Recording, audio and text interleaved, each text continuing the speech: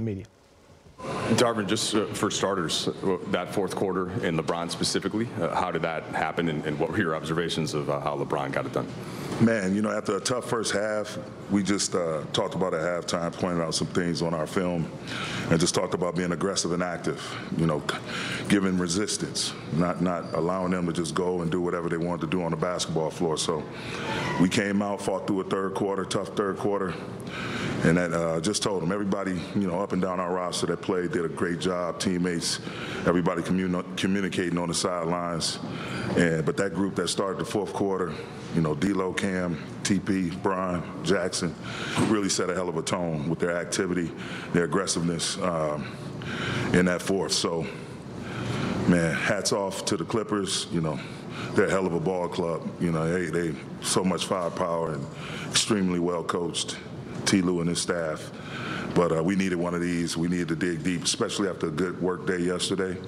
We got a chance to get on the floor, get in the film room, do some individual and combo stuff early before practice, and it was great carryover to today.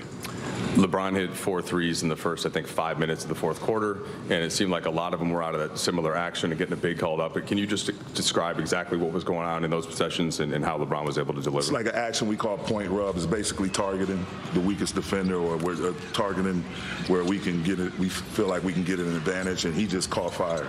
And I told him, you know, in between quarters that we got to get up threes. You know, we got to score the ball. If you open from three, be aggressive from the three-point line. And he did just that. You know, he set the tone in that regard as well. But thank God he's on our team.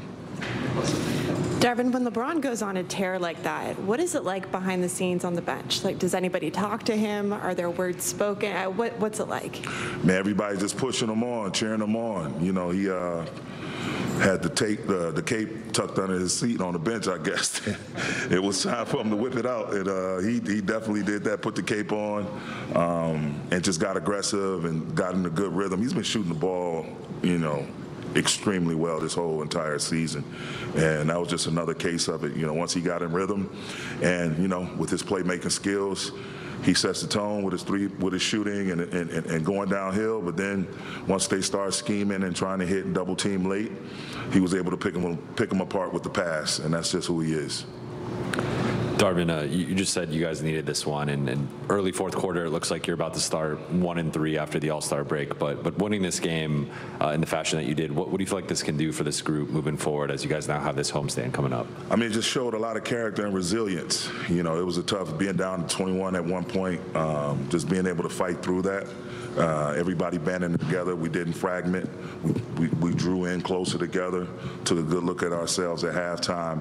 Again, it was a tough third quarter, but even still, just continued to fight. As long as there's time left on the clock, we have to fight. And we knew time was pressing with another game to play tomorrow night, so it was great. And again, you know, we got a chance to work yesterday. Individually, combos before the practice, get on the practice floor, work on some activity things, some things that I saw, you know, live and up front tonight that we had worked on yesterday and watched in film after our practice yesterday. So it's a great carryover game, but tonight means nothing if we don't come out and take care of business tomorrow night. Final meeting between the